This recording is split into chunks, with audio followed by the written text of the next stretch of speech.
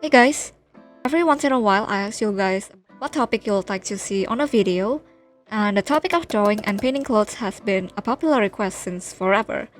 I never really made a video of it because I just didn't think I was knowledgeable enough to talk about it.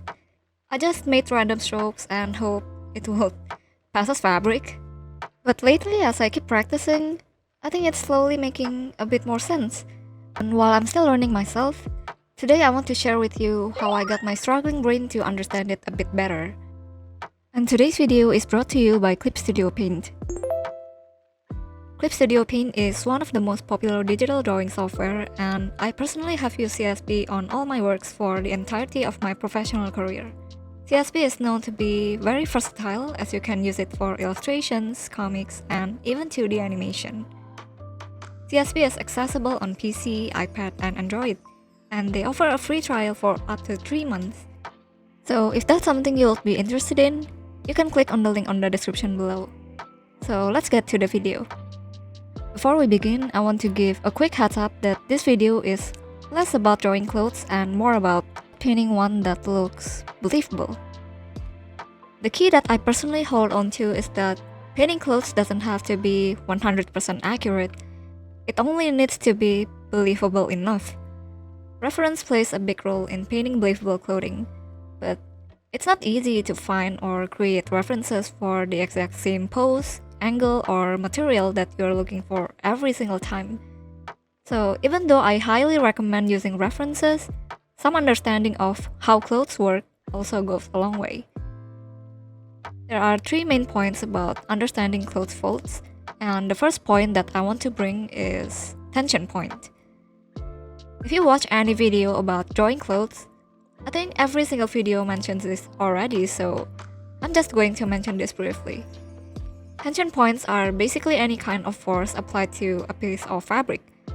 For example, if you pull, stretch, compress, or hang the fabric will form lines pointing to a certain point of the fabric, and that point is the tension point. Here are the common tension points around the body. Tension points may affect different clothes differently depending on the fit, material, and thickness of the cloth, but this may be a topic for another video.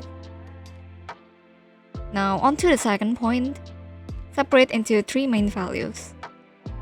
Until quite recently, shading clothes was divided into just 2 values for me, which is the base and the shadow. And it's not that it's wrong, and a lot of artists actually pull that off just fine, but in terms of understanding, it changed everything for me when I started reading it in 3 main values. I'm going to try explaining this with a practice piece where I use this picture as a reference. First, take a look at the light gray color where there are no shadows. This is the base or the first color. Then, look into the next darker color. This is just a general thing and may change based on lighting, but I generally use this second color to make the form shadows. A form shadow is basically a shadow that is formed due to the volume of the object itself.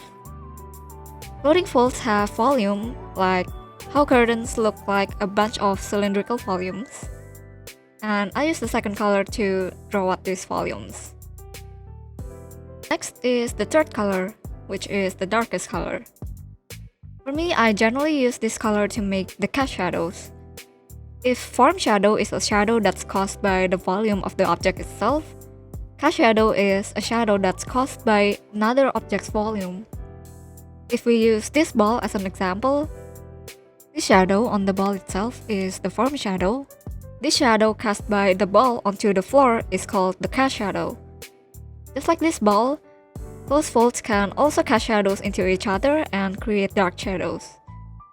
Like this shadow from the sleeve part to the side part of the clothes, and these little shadows cast from the creases of the sleeve. Again though, the form shadow and cast shadow grouping is just a general guide that I use and can change depending on lighting and surroundings.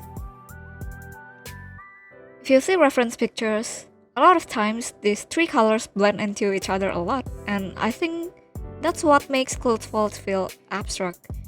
But actually, a lot of folds are quite similar in shape. So to get to know these shapes, I recommend practicing grouping these folds into these three colors with a hard brush without blending them. And so, we get to our third point, which is to memorize the shape of folds on common parts of clothing. This kinda relates to the point about reference that I made in the beginning. It's so tedious to be searching for new references for every single new drawing that you do. Instead, pick a good reference and study parts of it that you draw the most often. For example, the armpit area folds are always there whenever you draw any clothing that has sleeves.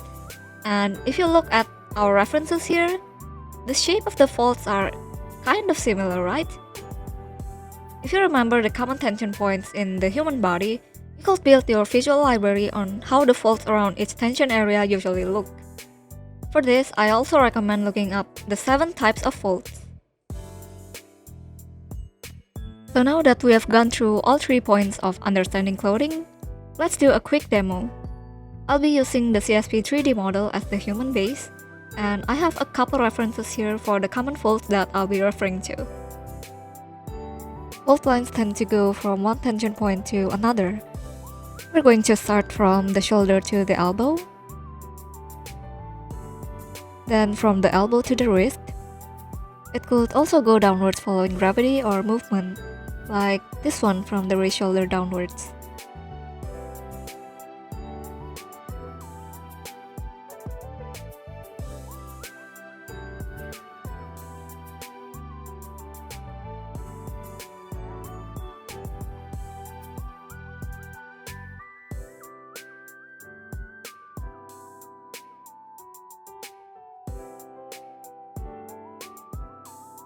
I'll make the shirt tuck in, so this part is going to be compressed, creating many tension points.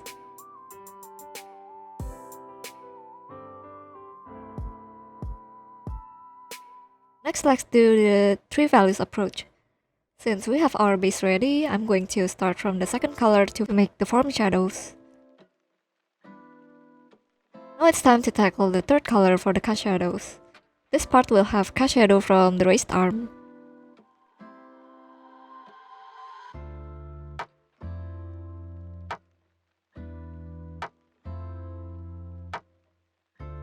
After the groundwork is done, it's where the real work begins, which is the rendering. A lot of references are involved here. Even though I memorized the common folds already, I still find this part incredibly challenging, and it's always okay to pull up references if you struggle like I do.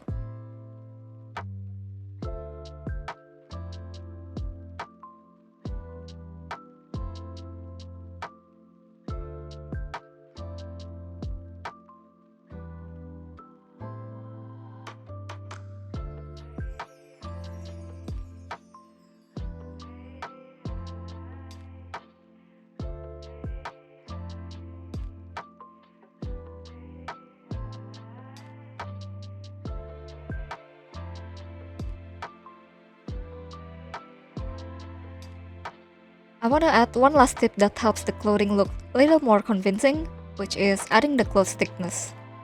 For example, if you are wearing a sweatshirt with oversized sleeves and look at your hand like this, you can see the thickness of the cuff. Also, if you see on the seams part of your shirt or pants, you can also see a faint line here that shows the thickness of the clothes. This thickness line is commonly seen on the collar, sleeve, cuff, buttonholes, and seams area.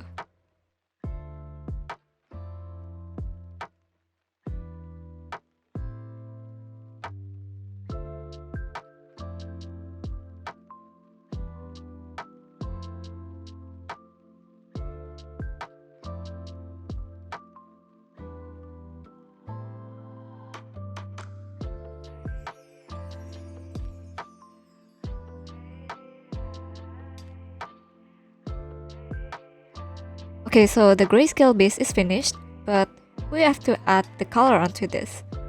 For me, I usually start by adding color using a multiply layer. I clip a folder on top of the grayscale folder and select the mode to multiply. Here I separate the layers by color, like you'll do base colors.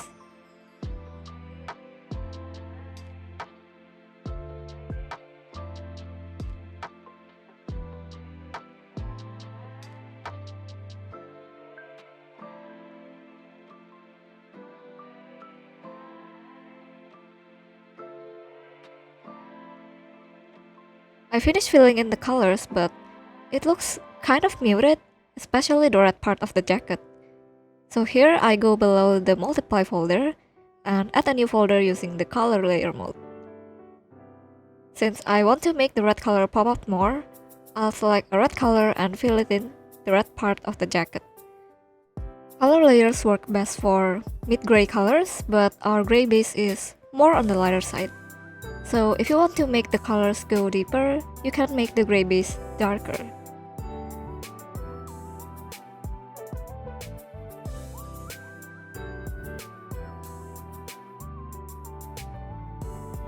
Now we get to my favorite part, which is detailing the denim shorts.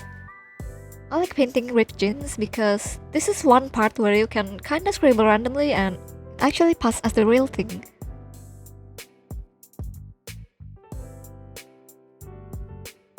Now from the color and the ripped part alone, we can already tell this is supposed to be denim shorts, but something feels missing. We can use ready-made assets to make these denim shorts more believable, and all the resources used in this video are from Clip Studio Assets. Clip Studio Assets is an assets library built by the CSP community, and you can use it to browse and download materials to use in CSP, such as brushes, patterns, textures, 3D materials, and many more, which I think is very helpful. If we look at our references, denim clothing usually has visible seams around the edges and sides, so we'll start by adding just that. For this, I'll use a ready-made denim seams brush from CSP Assets. You can go to your tool selection and click on this icon to add a new brush. I'll just quickly brush this onto the sides and edges.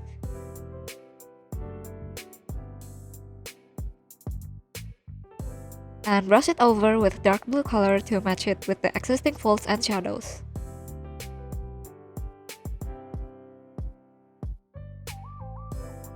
This looks quite convincing now, but to add more into these shorts, we can also add a denim texture on top of them. Textures usually come in the form of seamless images, but there's one that comes in the form of a brush, which I like because it allows you to easily control the direction of the texture. I'll set the layer mode to overlay and brush this over following the direction of the shorts.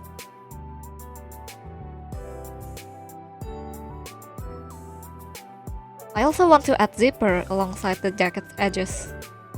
There's a ready-made brush for this too. Just brush this along both edges of the jacket.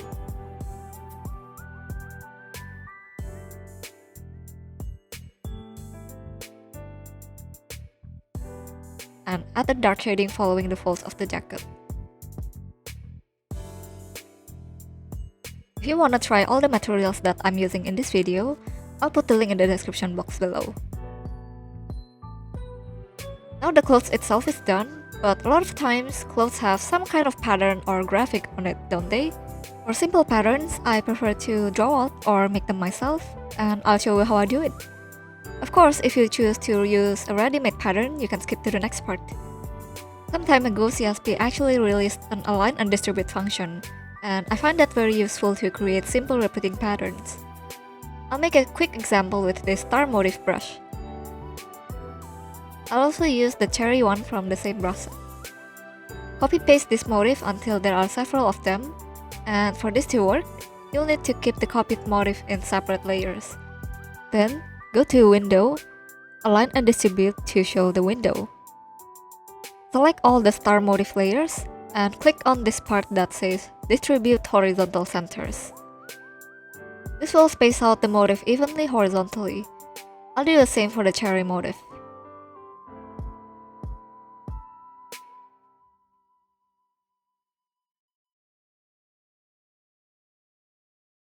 Now let's say I also want to add evenly spaced lines in between the motifs. I'll make a line here and copy paste it. You can distribute these lines within a specific selection area by making the selection and click this button that says Alignment Based Selection Area. This will make the line spread out on the specified area instead of the whole canvas. Now we have our simple pattern, and I will copy the pattern folder to add to the t-shirt. Transform the pattern until it more or less fits the t-shirt area. I tend to like keeping the pattern layers separate just to make later editing easier, And nowadays, you can actually liquefy many layers at once in CSP. First, liquefy the pattern to follow the overall direction of the shirt, which in our case is this way. After that, we can start liquefying the pattern to fit the smaller folds of the shirt using a small size liquefy brush.